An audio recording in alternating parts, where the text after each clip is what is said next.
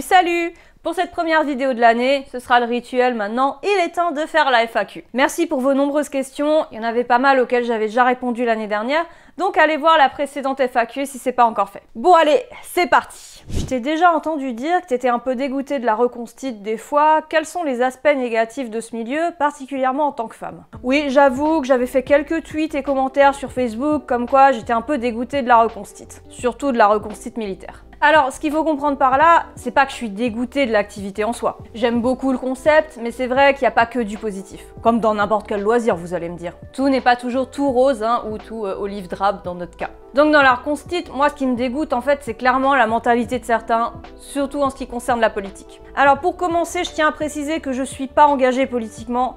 À vrai dire, c'est quelque chose qui m'intéresse pas vraiment. Je suis du genre à dire tous pourris, et puis en général, le temps et les affaires finissent souvent par me donner raison, bref.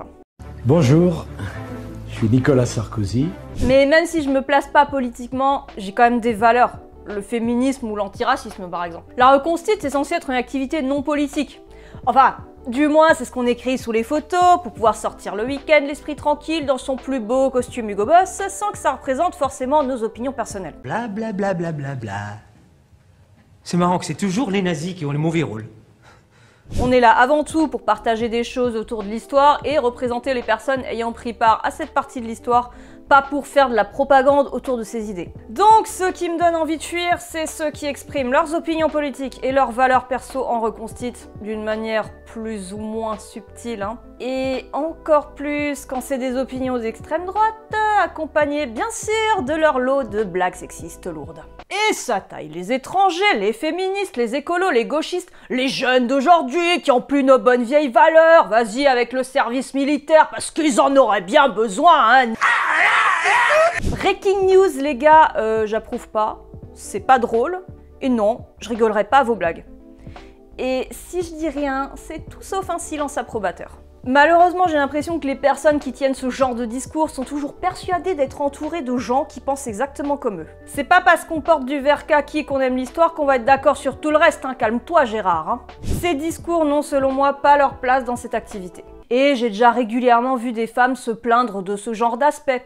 Alors courage à vous pour supporter les beaufs fachos. Sinon pour finir sur un aspect purement personnel, j'ai l'impression d'être moins considérée juste parce que je m'intéresse pas aux véhicules et à la mécanique. Mon truc à moi c'est plutôt la vie civile et les histoires qui vont avec, enfin ça vous le savez déjà si vous suivez ma chaîne depuis longtemps. Tu dis souvent que t'adores les jeux vidéo, c'est laquelle ta console préférée ou alors tu joues plutôt sur PC? Ah, un sujet plus léger, j'aime ça. Donc oui, je suis une grande fan de jeux vidéo et ça depuis ma plus tendre enfance. Je suis totalement team console et je comprends même pas ceux qui jouent sur PC. Ma console préférée, je dirais que c'est la PlayStation 1 parce que tous mes jeux préférés sont dessus, tout simplement. J'ai aussi la 2, la 3 et la 4, mais pas la 5 pour l'instant. Même si j'aime toujours les jeux vidéo, je trouve qu'aujourd'hui c'est plus pareil que dans les années 90 ou même début 2000. Mais je sais que c'est la nostalgie qui parle et que c'est un sentiment tout à fait subjectif. J'ai acheté la PS4 sur le tard parce que maintenant pour que j'achète une console, faut vraiment qu'il y ait des jeux que je veux dessus parce que sinon j'en vois pas l'intérêt. Je sais pas si c'est parce que j'ai grandi et que je suis attachée plutôt aux anciens jeux, mais j'ai plus l'impression qu'aujourd'hui, quand il y a une nouvelle console qui sort, que ça passe aux 20h de TF1 parce que ça a fait des émeutes dans les magasins. Comme lors de la sortie de la PS2 en 2000.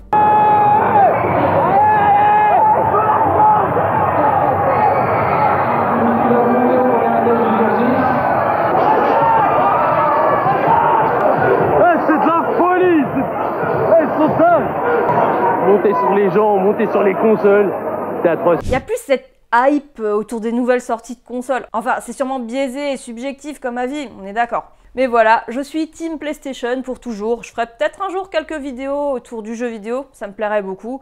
Bon, c'est une idée qui traîne, hein, rien de concret pour le moment. Tu faisais déjà du vintage sur ton ancienne chaîne, sinon tu faisais quel genre de vidéos? Est-ce qu'on peut les trouver quelque part? Et tu avais combien d'abonnés? Sur mon ancienne chaîne Bonbon Maléfique, je parlais pas du tout de vintage.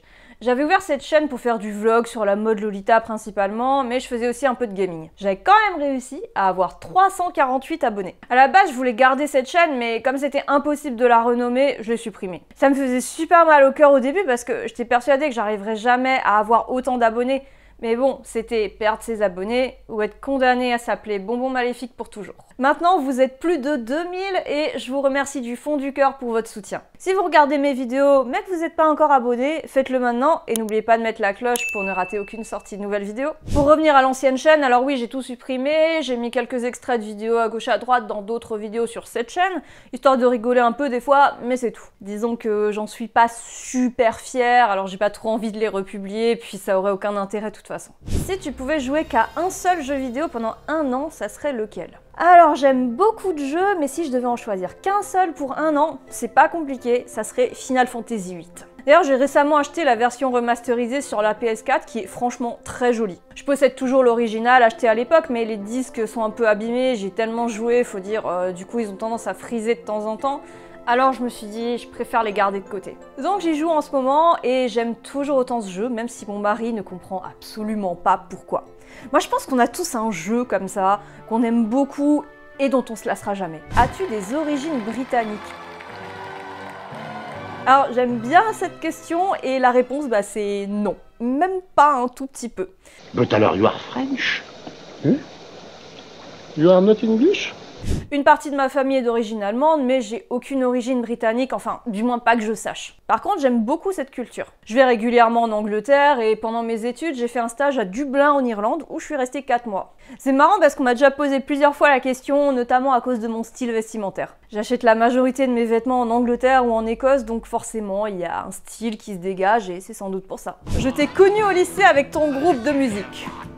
Tous les ados avaient un groupe à l'époque, est-ce que tu penses que c'était cool et est-ce que ça te manque des fois? Est-ce que c'était cool d'avoir un groupe de musique au début des années 2000?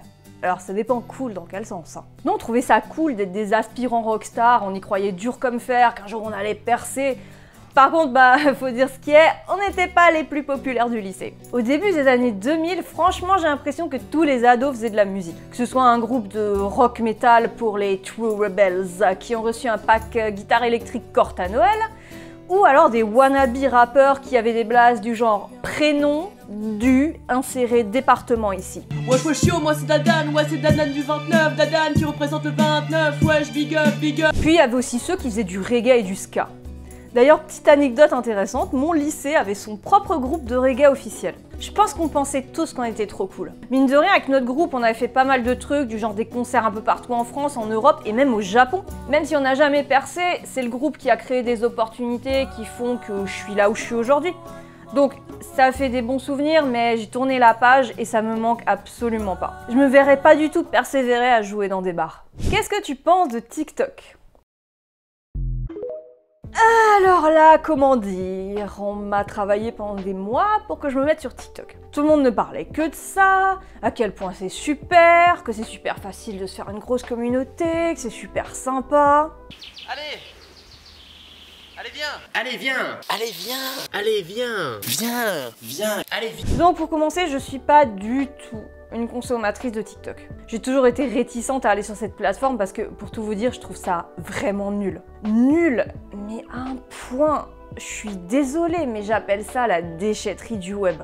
Vous faites des challenges en mangeant de la lessive. Alors oui, bien sûr, il y a un peu de contenu intéressant, mais la grande majorité de ce qu'il y a dessus, je trouve ça au mieux sans intérêt, voire carrément bête et vulgaire. J'accroche pas du tout. Cette plateforme, pour moi, c'est un véritable vortex à attention, et quand on ferme l'appli, on n'a rien retenu, et en général, on a juste perdu du temps, c'est tout. J'ai essayé de faire quelques trucs avec des anecdotes historiques ou des petites vidéos, vous en avez peut-être vu passer quelques-unes sur Insta ou sur Facebook, parce que, quitte à les faire, je les ai postées partout, mais le résultat est sans appel, ça ne prend pas. Déjà de mon côté, j'aime pas faire ce type de contenu, rien que d'ouvrir cette appli, ça me fait soupirer. Alors j'aurais essayé, mais je vais arrêter parce que ça me fait plus perdre mon temps qu'autre chose. Et j'imagine que comme je consomme pas de contenu et que j'interagis peu, voire pas du tout sur cette plateforme, leur algorithme il me recommande pas. Autant sur YouTube ou même sur Insta, j'arrive à construire une relation avec vous via les commentaires, j'ai des retours constructifs qui font évoluer mon opinion, c'est enrichissant. Et sur TikTok,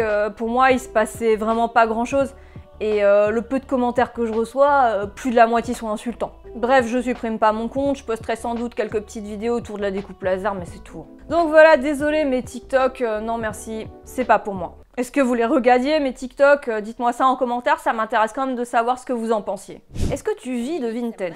Pas question, sur l'étiquette, c'est 12. 9, ça va? Et je vous donne un truc pour faire des affaires. Entendu. C'est une question qu'on me pose souvent et encore plus depuis que j'ai fait une vidéo consacrée au compte pro. C'est vrai que c'est quelque chose que j'aurais peut-être dû préciser dans la vidéo en question, mais non, je ne vis absolument pas de Vinted et j'en ai pas l'intention. Si j'ai créé un compte pro, c'est uniquement pour une question de légalité puisque les vêtements que je vends ne sont pas mes vêtements de mon dressing, donc il s'agit d'une activité professionnelle aussi petite soit-elle. J'ai fait une autre vidéo sur quel est mon véritable métier pour ceux qui se posent la question. Sinon, pour revenir à Vinted, si vous me suivez depuis longtemps, vous savez sûrement qu'il fut un temps, je tenais des stands sur les salons du vintage où je vendais donc des vêtements. J'ai arrêté d'être présente sur ces salons, sauf que je me retrouve avec un stock assez conséquent dont il faut encore que je me débarrasse. Et c'est ça que je vends sur Vinted. C'est plutôt un déstockage qu'autre chose. C'est une activité très minime pour moi, elle représente moins de 10% de mon chiffre d'affaires annuel en général, et en 2022, c'était à peu près 4% de mon chiffre d'affaires total. C'est vous dire à quel point c'est peu. J'y consacre tout au plus quelques jours par mois, et encore. Avec les commandes d'objets en bois qui se sont calmées avec le passage des fêtes de fin d'année, j'ai pu me faire quelques journées Vinted et alimenter un petit peu mon compte. Je reçois énormément de questions de gens qui ont le projet de vivre de cette plateforme et qui me demandent notamment des conseils financiers que je peux pas donner. Il n'y a pas marqué l'URSSAF là. Rentable, disponible et nouveau, je vous le redis, il n'y a pas marqué la poste là. Je sais que des gens qui vivent de Vinted existent, mais moi j'en fais pas partie. Je pense que c'est possible, hein, mais il faudrait y consacrer peut-être quelque chose comme 4 heures par jour. Et comme vous savez peut-être, j'ai une vie bien remplie. Une fois que mon stock sera écoulé, je pense que Vinted me servira juste à vendre les vêtements que je porte plus et c'est tout. Mais c'est pas pour tout de suite, vu tout ce qui me reste. Voilà pour les questions de la FAQ. En ce qui concerne la chaîne, en 2023, je continue sur ma lancée avec toujours une vidéo toutes les 3 semaines. Alors ne ratez pas la prochaine, je vous emmène à Londres et on va acheter du vintage. À bientôt!